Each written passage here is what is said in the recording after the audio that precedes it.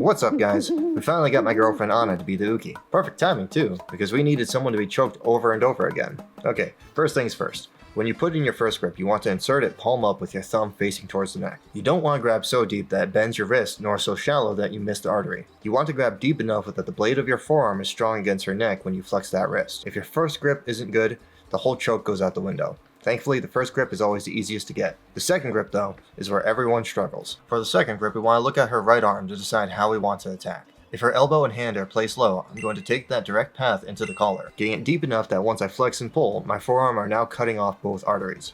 Remember, this is a blood choke, so don't panic. If you have it correctly, hold it. Every time you let go, they get the blood back in their brain and the timer resets on them going to sleep. Once I have both my arms correctly positioned, I pull my elbow straight down to my ribs while I do a crunch. Do not flare your elbows. If you're new to this choke, you might feel tempted to. You can imagine your arms as a pair of scissors. When you flare your elbows, you're creating space on the arteries. When you pull down and in, you're cutting them off. Now the second common positioning for her arm is high on the collar, but with space at her elbow or just weak elbow pressure. If that's the case, I'm not going to go over top of the arm when she's on my collar. It's too easy for people to block the choke from that simply by flaring their elbow before I get too deep.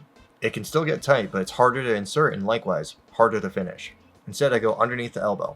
Once again, if there's already space, just insert with precision. Once you're appropriately deep, put them to sleep. The third common position you'll run into is high on the collar with all-around solid pressure.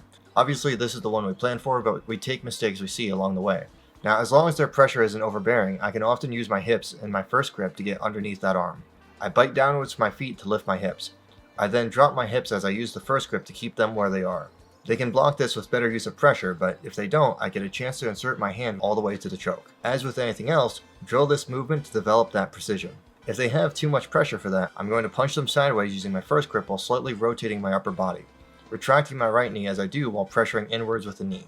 You can technically get some easy sweeps like this if they're really uncoordinated, but for everyone else, they'll either catch themselves with their balance or post that arm. Either way, that grip on the collar is no longer the issue it was and you can insert the second hand. If you get a good angle from this, you can get away with putting your second choke hand in over top of the first one, otherwise underneath as normal. Sometimes they decide to just posture up super hard while pushing on your ribs or hips. No, if they posture up too far backwards, go for the hip bump. Otherwise, I'm going to insert my first grip as normal, getting it nice and deep. My legs are going to do most of the work here while I pull that grip. First, I bite my heel downwards while pinching my knees hard. I want it strong enough that if I move my legs, they are forced to move with me. In one motion, I squeeze my knees while I lift and retract. I'm lifting them as if I was trying to take her over my head. This mechanic is one of the best ways to break someone's posture from guard. From there, I'm either going to A, straight insert it into the collar and choke them, or B, drive my hand for the second grip underneath the right arm as they posture up. If I fumble at all going for A, I'm going straight to B. Once again, drill grabbing these grips. If you fumble, you oftentimes lose the submission entirely.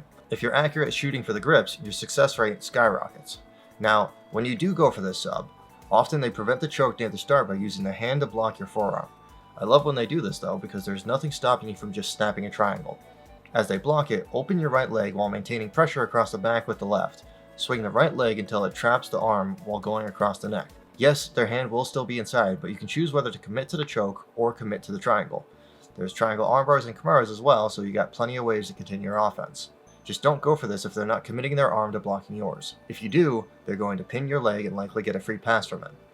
Now, if they pick you up from here, you're still dangerous simply because you have that collar grip. At any point you get that second one deep, you're a threat to ending the match. For you to get to cross collar here though, you have to be close enough to them to be able to insert that grip. If they pick you up off the ground and you just get pushed off, shame on you.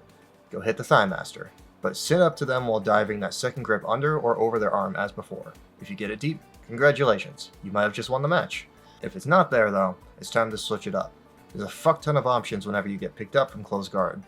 If you want more details on sweeping someone who picks you up, check out my first video.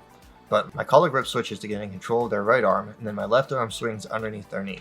I'm then going to feed their sleeve to that hand, and at the same time I drop my hips until my foot can push their armpit away, using my other foot to bend the elbow as needed. Simply extend and rotate until they're swept.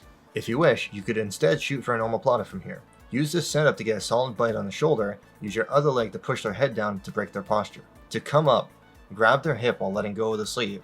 It can be hard to get clear of the foot while doing this, but sometimes they fuck up, and you can actually get a solid toe hold from here.